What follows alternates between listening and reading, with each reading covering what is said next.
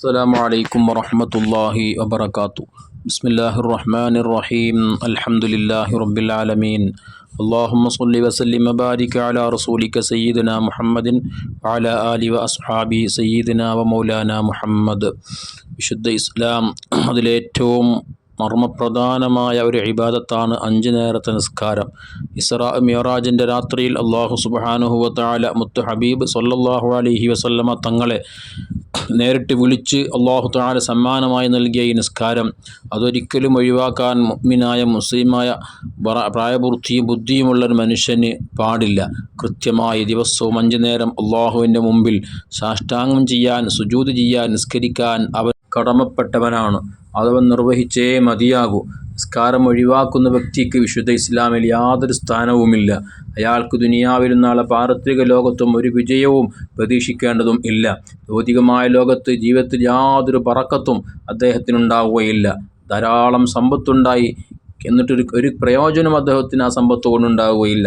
വലിയ ബിസിനസ് നടത്തുന്നവനാണെങ്കിലും മറ്റേത് മേഖലകളിൽ പ്രവർത്തിക്കുന്നവനാണെങ്കിലും അതിലൊന്നും വിജയിക്കുക എന്നുള്ളത് നിസ്കരിക്കാത്ത മനുഷ്യനാണ് എങ്കിൽ ജീവിതത്തിൽ അല്ലാഹു തആല ബറക്കത്ത് നൽകാത്തത് കൊണ്ട് തന്നെ അതിലൊന്നും അവനക്ക് മനസ്സമാധാനത്തോടെ സന്തോഷത്തോടുകൂടെ അനുഭവിക്കാൻ സാധിക്കുകയില്ല എന്നുള്ളത് തീർച്ചയാണ്. പാരത്രികമായ ലോകത്ത് ശിക്ഷ പറയേണ്ടതില്ല. ഏറ്റവും ആദ്യം അള്ളാഹുവിൻ്റെ മുമ്പിൽ ചോദ്യം ചെയ്യപ്പെടുന്ന അമല് അത് നിസ്കാരമാണെന്ന് ഹബീബ് സ്വല്ലല്ലാഹു അലൈഹി വസല്ലം പഠിപ്പിച്ചിട്ടുണ്ട്. നിസ്കാരത്തിൽ വീഴ്ച വരുത്തിയവനാണ് എങ്കിൽ ആഖിറത്തിലും ഇയാൾക്ക് ഒരിക്കലും രക്ഷപ്പെടാൻ സാധ്യമല്ല എന്ന് ഇത്തരം ഹദീസുകൾ നമ്മെ ഓർമ്മപ്പെടുത്തുന്നുണ്ട്.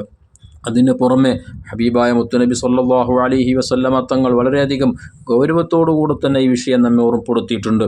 പല സഹാബത്തിനോടും വിളിച്ച് റസൂലുള്ളാഹി തങ്ങൾ പല വസിയത്തുകളും ചെയ്ത കൂട്ടത്തിൽ അബൂദർദ റളിയല്ലാഹു അൻഹുവിനോട് നടത്തിയ 9 വസിയത്തുകളെ കൂട്ടത്തിൽ ഏറ്റവും പ്രധാനമായ മഹാനവകൾ പറഞ്ഞത് മുത്തുനബി സ്വല്ലല്ലാഹു അലൈഹി വസല്ലം തങ്ങൾ പറഞ്ഞു, വലാ തത്റുഖ് സ്വലാഹ്, മോനെ നിസ്കാരം നീ ഒഴിവാക്കരുത്. മുത്തഅമ്മിദ, മനഃപൂർവ്വം കൽപ്പിച്ചുകൂടി നിസ്കാരം ഒഴിവാക്കാൻ പാടില്ല.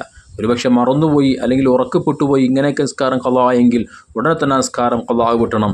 മനഃപൂർവ്വം നിനക്ക് അറിഞ്ഞുകൊണ്ട് നിസ്കാരത്തിന് സമയമാണ്, ഞാൻ നിസ്കരിക്കാൻ നിർബന്ധിത ബാധ്യതയുള്ളവനാണ് എന്നൊക്കെ അറിഞ്ഞ് ബോധമുള്ള ഒരു മനുഷ്യൻ നിസ്കാരമായിട്ടും അതിന് സമയമായിട്ടൊക്കെ അതിന് വേണ്ട രൂപത്തിൽ ഗൗനിക്കാതെ ഒഴിവാക്കുക എന്നുള്ളത് അല്ലാഹു സുബ്ഹാനഹു വ തആല അയാളുടെ ഉത്തരവാദിത്വം അല്ലാഹു ഒഴിവാക്കിയതിൻ്റെ ലക്ഷണമായിട്ടാണ് ഹബീബ് സ്വല്ലല്ലാഹു അലൈഹി വസല്ലം തങ്ങൾ മഹാനായ അബൂദർദ റളിയല്ലാഹു അൻഹുവിനോട് നിസ്കാരം ഒഴിവാക്കുന്നതിനെ സംബന്ധിച്ച് വസിയത്തായി പറഞ്ഞിട്ടുള്ളത്. അതുകൊണ്ട് തന്നെ നിസ്കാരത്തിൻ്റെ വിഷയത്തിൽ നാം വളരെയധികം ശ്രദ്ധാലുക്കളാകണം.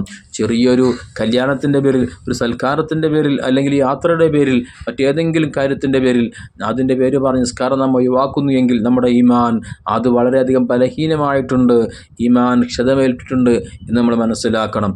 ഏത് പ്രതിസന്ധി ഘട്ടങ്ങളിലാണെങ്കിലും ഏതൊരവസരത്തിലാണെങ്കിലും ബുദ്ധി നിലനിൽക്കുന്ന കാലത്തോളം നിസ്കാരം എന്നുള്ള ഇബാദത്ത് ഒഴിവാക്കാൻ ഒരിക്കലും വിശുദ്ധ ഇസ്ലാം നമുക്ക് അനുവാദം നൽകിയിട്ടില്ല.